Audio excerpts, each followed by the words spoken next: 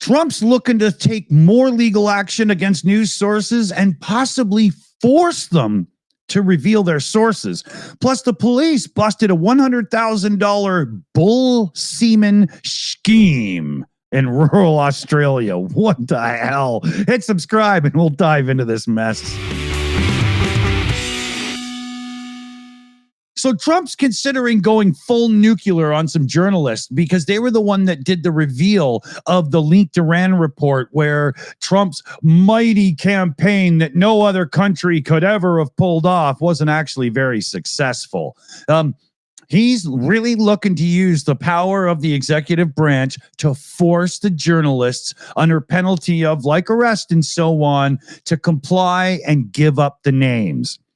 There was an interview on Sunday with Fox News host Maria Don't Know the Trutho. Trump doubled down on his claim that the 21st June's airstrikes aimed at certain Iranian facilities successfully crippled Iran's nuclear program. He insisted the attacks destroyed key enrichment uranium stockpiles, despite the Iranian assertions that the material had been relocated before the strikes. The president has attacked both Democratic lawmakers and members of the media for sharing portions of this classified analysis. He then threatened legal consequences as well for those responsible. So during the interview here, Don't Know the Truth, though, referenced a post Trump had shared on social media. The Democrats, this is all in quotes, the Democrats are the ones who leaked the information on the perfect flight, in capital letters, to the nuclear sites in Iran. They should be prosecuted. Trump then reiterated on air, talking to her, that they should be prosecuted.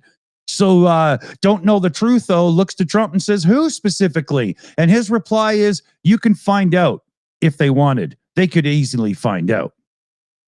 That's not like it. Okay. So Trump's targeting CNN and the New York Times for reporting on the strikes. He's even condemned the coverage as unpatriotic and even floated the possibility of legal action against them for the two. Oh, yeah.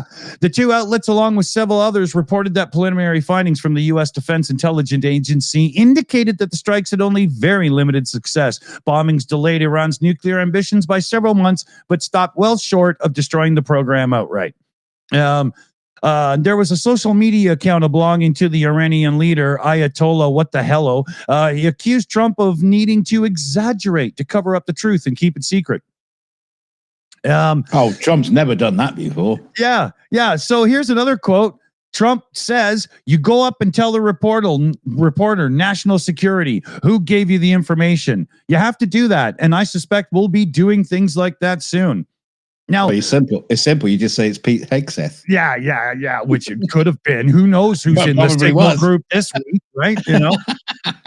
But now the Constitution pretty much protects journalists in these situations, but there are limits to that reporter privilege. It's colloquially, known as the, there's that whole thing in the. But anyway, the president has threatened New York Times a couple of times, I think now, and CNN. But a lawyer for Trump said the article damaged the president's reputation and demanded that the outlet retract and apologize for the piece.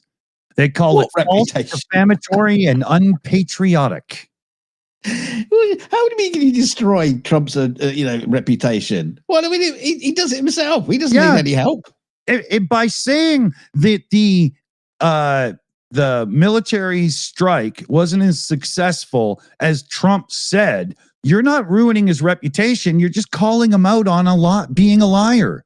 Yeah, I don't see how that could be defamatory at all if proven true.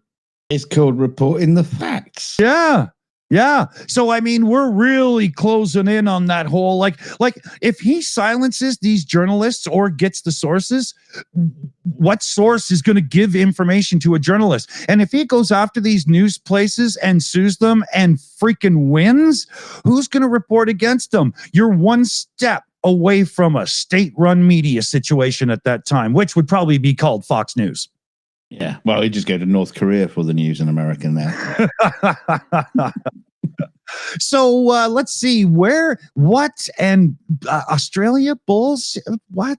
I'm I haven't read this yet, so I'm a bit scared to find out. But yeah, so in Australia, a rural crime investigation in New South Wales has uncovered an utterly bizarre case of cattle theft, fraud, and $100,000 worth of bull semen. I don't know how much that is. I'm thinking tankers. Yeah, it's a tanker or a cup. Yeah. I don't know. A 34-year-old man from Grafton has been charged with 20 offences, including cattle theft, fraud, and obtaining financial advantage by deception after allegedly stealing more than 100 cattle from his own employer.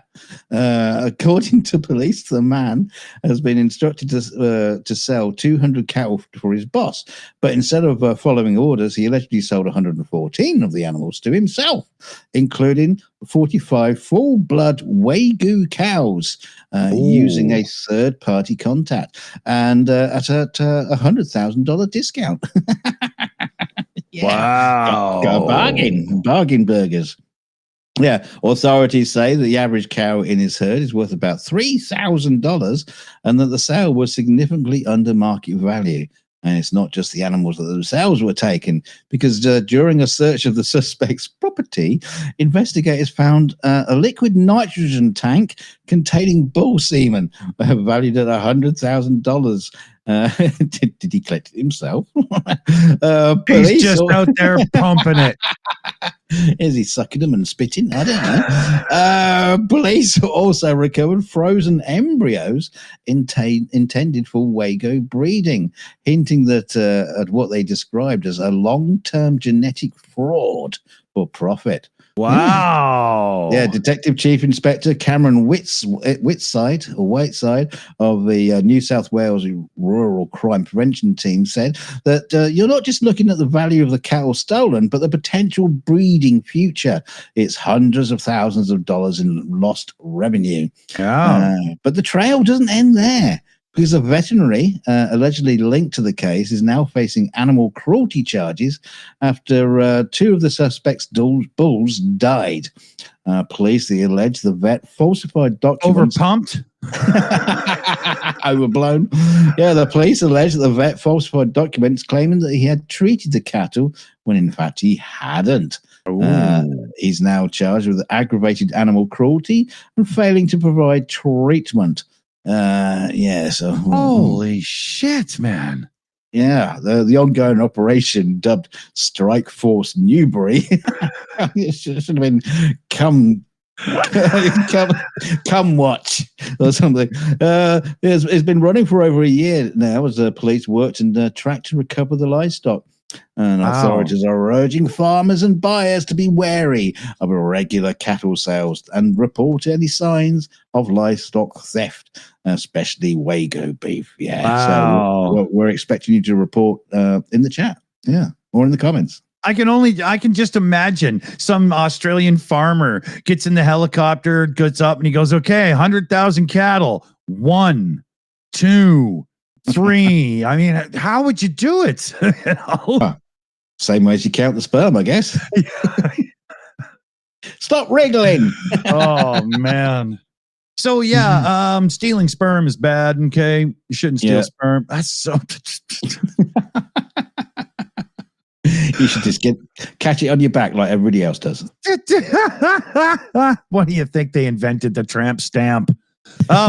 Hit subscribe, hit share, hit like, and try to keep your lunch in. and if you're a filthy bastard, leave a filthy comment in the comment section. I'm not even going to make a suggestion what it's going to be filthy about, but I think you can imagine.